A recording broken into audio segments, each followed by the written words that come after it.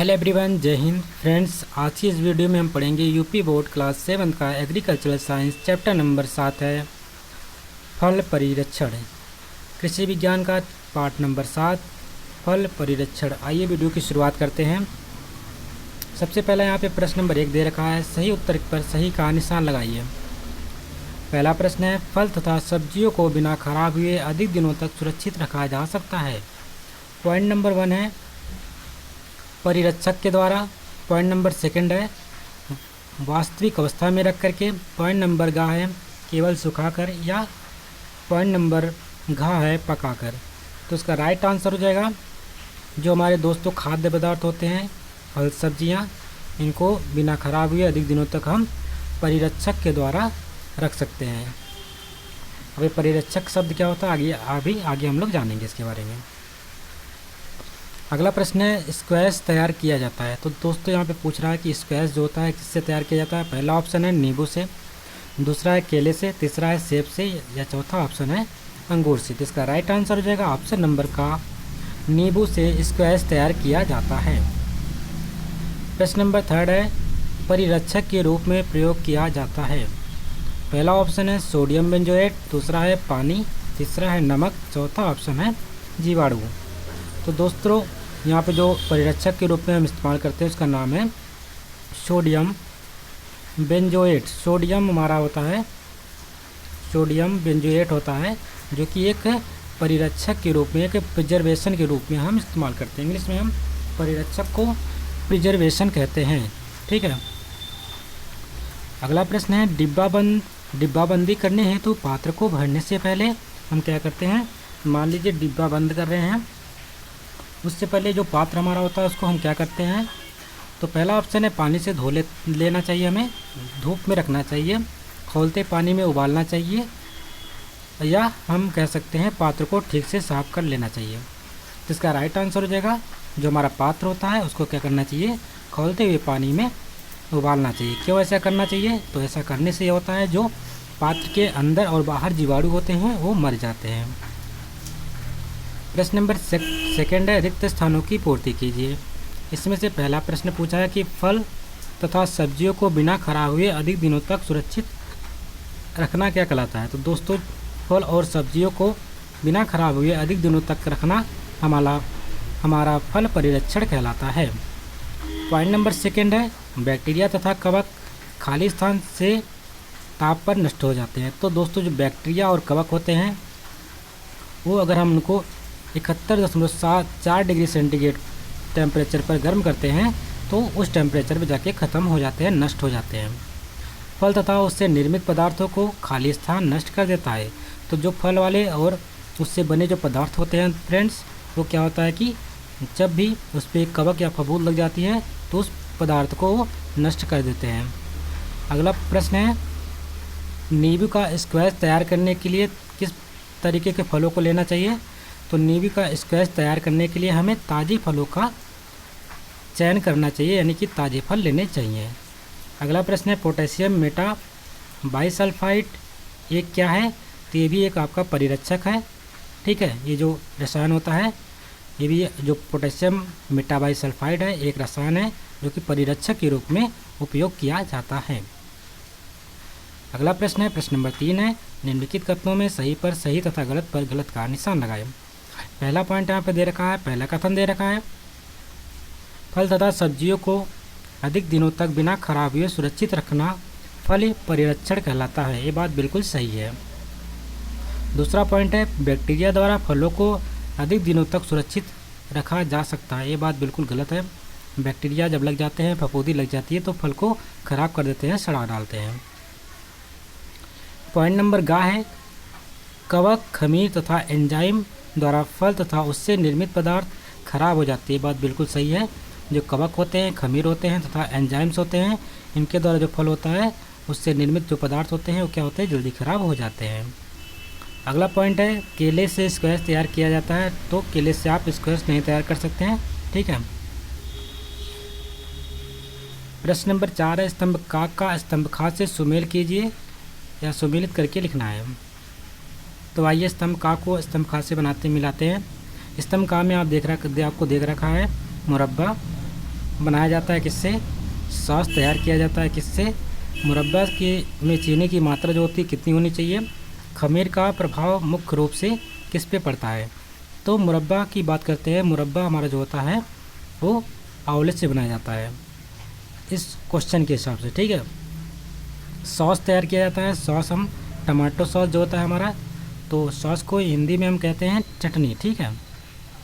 मुरब्बा में चीनी की मात्रा जो होती है कितनी होती है? तो 70% होती है मुरब्बे में चीनी की प्रतिशत मात्रा। खमीर का प्रभाव मुख्य रूप से किस पर होता है? तो जो खमीर होता है उसका प्रभाव मुख्य रूप से पेय पदार्थों पर ही पड़ता है।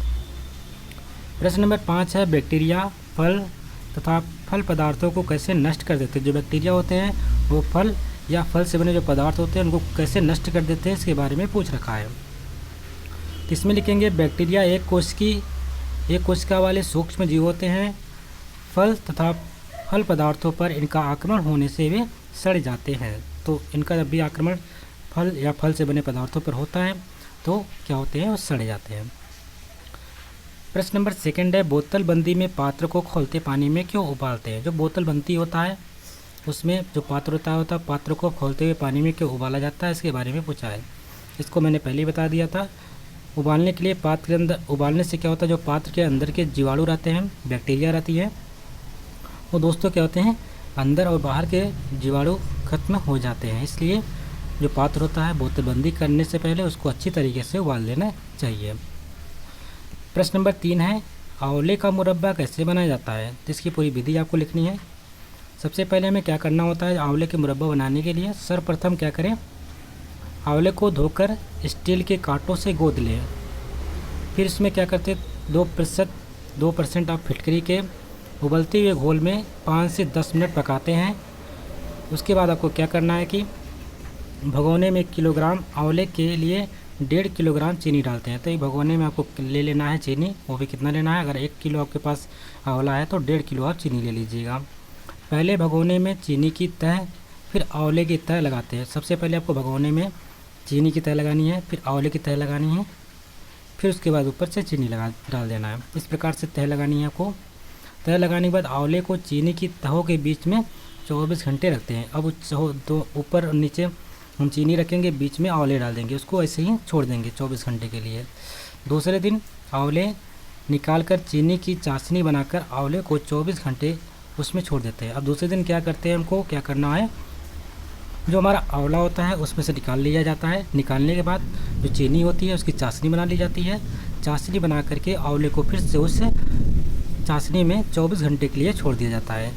तीसरे दिन आंवले निकालकर चीनी को 70% करने के लिए पकाते हैं। फिर तीसरे दिन आपको क्या करना है, आंवले को निकाल लेना है चाशनी में से, उस चाशनी को फिर टाइट करना है, मतलब कि उसको 70% चाशनी बचा रहे। इस प्रकार से उसको चीनी को आप उसको गर्म करेंगे, उसको पकाएंगे, पकाते रहेंगे। उसके बाद पकाने के बाद जब 70% बच जाएगा चीनी, उसके बाद क्या करेंगे, आंवले को गर्म चाशनी में डाल देते हैं। 20 से 25 दिन में मुरब्बा खाने योग्य बन जाता है। प्रश्न नंबर 4 है, टमाटर का स्क्वैश बनाने के लिए किन किन चीज़ों की आवश्यकता होती है? उत्तर में लिखेंगे, यहाँ पे सिर्फ सामग्री की बात कर रहा है तो सामग्री लिखना आपको। टमाटर का सॉस बनाने के लिए सामग्री की आवश्यकता होती है। पहला पॉइंट है, लौंग आप ले लेंगे 0.5 ग्राम, जावित्री चुटकी भर ले लेंगे, नमक आप स्वादानुसार ले सकते हैं, बड़ी इलायची है 1 ग्राम, एसिटिकम जिसको हम सिरका बोलते हैं वो 3 से 4 चम्मच होना चाहिए, सोडियम बेंजोएट जो कि आपका फल परिरक्षक के रूप में इस्तेमाल किया जाता है वो 850 मिलीग्राम होना चाहिए, टमाटर का रस 1 लीटर होना चाहिए, चीनी 100 ग्राम होनी चाहिए, अदरक 10 ग्राम, प्याज 15 ग्राम, लहसुन आप ले लेंगे 3 ग्राम, जीरा 1 ग्राम, काली मिर्च 1 ग्राम, दालचीनी 1.5 ग्राम। इस प्रकार से इतनी सामग्री की आवश्यकता होती है टोमेटो सॉस बनाने के लिए। प्रश्न नंबर 5 है, पोटेशियम मेटाबाइसल्फाइड क्या है, इसके प्रयोग की विधि समझाएं। तो उत्तर में लिखेंगे, यह रवेदार गंधक लवण है जो अम्लीय व क्षारीय माध्यम से प्रभावित नहीं होता। फलों के रस में उपस्थित सिट्रिक अम्ल के प्रभाव से पोटेशियम साइट्रेट में बदल जाता है। सल्फर डाइऑक्साइड पानी से मिलकर सल्फ्यूरिक अम्ल बनाती है जो परिरक्षक का कार्य करती है। तो दोस्तों इसमें आप देख पा रहे होंगे ये क्या है, सबसे पहले ये एक रवेदार गंधक लवण होता है। ये अम्लीय व क्षारीय माध्यम में प्रभावित नहीं होता, यानी कि इसको ना तो कोई अम्ल प्रभावित कर सकता है, ना ही क्षार प्रभावित कर सकता है। पॉइंट नंबर इसने थर्ड बोला कि फलों के जो रस होते हैं, फलों में जो रस उपस्थित होते हैं, उसमें क्या होता है कि जो खट्टे फल होते हैं उसमें सिट्रिक अम्ल होता है। कौन सा अम्ल होता है? सिट्रिक अम्ल होता है फ्रेंड्स। सिट्रिक अम्ल जो होता है ये किससे क्रिया करता है? पोटेशियम से क्रिया करके साइट्रेट के रूप में बदल जाता है। तो ये अम्ल से क्रिया करेगा और किसमें कन्वर्ट हो जाएगा? पोटेशियम साइट्रेट में बदल जाएगा। अब हमारे पास बचेगा उसमें सल्फर डाइऑक्साइड, जो कि पानी से रिएक्शन करेगा। सल्फर डाइऑक्साइड पानी से रिएक्शन करने के फलस्वरूप क्या बनाता है? सल्फ्यूरिक अम्ल, जिसको हम बोलते हैं H2SO4। ठीक है, इस तेजाब होता है एक तरीके से, जो कि परिरक्षक का कार्य करता है। जो यही परिरक्षक का कार्य कौन करता है उसमें? सल्फ्यूरिक अम्ल। अब प्रश्न नंबर 6 देखेंगे। इसमें पूछा गया है कि नींबू अथवा संतरा स्क्वैश बनाने की विधि का वर्णन कीजिए। उत्तर में लिखेंगे नींबू का स्क्वैश बनाना। सबसे पहले आप ताज़े नींबू धोकर उसका छिलका है उतार लीजिए, उसको जूसर में अच्छी तरीके से उसका जूस निकाल लीजिए और छन्नी से छान लेना है। उसके पश्चात आपको क्या करना है कि जो आवश्यक सामग्री है, सामग्री को आप नोट कर लीजिएगा। नींबू का रस लेना है आपको, कितना? 1 लीटर ले लेना है। पानी आपको लेना है 2 लीटर। चीनी की मात्रा 2 किलोग्राम। सिट्रिक अम्ल जो होता है उसको लेना है 10 ग्राम। पोटेशियम मेटाबाइसल्फाइड की 3 ग्राम आपको ले लेना है। उसके बाद विधि में लिखेंगे, स्टील के भगोने में पानी व चीनी डालकर गर्म करते हैं और बीच बीच में रस को चलाते रहते हैं। सबसे पहले क्या करना है? स्टील का भगोना लेना है, उस भगोने में पानी व चीनी का डालकर क्या करेंगे? उसको बीच बीच में रस को चलाते रहते हैं। एक उबाल पर उतारकर चाशनी ठंडी होने पर नींबू का रस और पोटेशियम मेटाबाइसल्फाइड को मिला दिया जाता है। एक उबाल जैसे आती है, चाशनी को उतार लेते हैं, ठंडा होने देते हैं। उसमें क्या करते हैं? नींबू का जो रस होता है और पोटेशियम मेटाबाइसल्फाइड को मिला दिया जाता है। परिरक्षक पहले थोड़े पानी में घोलते हैं, जब जूस में मिलाते हैं। सबसे पहले आपको जो परिरक्षक होता है उसको थोड़े से पानी में घोल लेना है और उसके बाद उसको जूस में मिला देते हैं। स्क्वैश तैयार होने पर क्या करते हैं? बोतल में 3 सेंटीमीटर जगह छोड़कर भरते हैं। जब भी जिस भी बोतल में आप स्क्वैश भरेंगे उसमें जो उसका ऊपर वाला हिस्सा रहेगा टॉप का, यानी कि पूरे बोतल को भरना नहीं है, फुल नहीं करना, उसमें 3 सेंटीमीटर जगह छोड़ देनी है। 3 सेंटीमीटर की जगह छोड़ते हैं और ढक्कन लगाकर सील कर देते हैं। इस प्रकार से आपका नींबू का जो स्क्वैश होता है तैयार हो जाता है। प्रश्न नंबर 7 है, फल तथा उससे निर्मित पदार्थ किन किन कारणों से खराब हो जाते हैं? समझा कर लिखिए। उत्तर लिखेंगे, फल तथा निर्मित पदार्थ खराब होने के कारण कवक या फफूंद, खमीर, जीवाणु या बैक्टीरिया एवं एंजाइम होते हैं। इसी के साथ ये चैप्टर कंप्लीट होता है। आशा करते हैं आपको वीडियो पसंद आई होगी। यदि वीडियो अच्छी लगी है तो उसको लाइक करिएगा, शेयर करिएगा और चैनल पर नए हो तो चैनल को सब्सक्राइब कर लीजिएगा। मिलते हैं एक नए वीडियो में, तब तक के लिए नमस्कार, जय हिंद।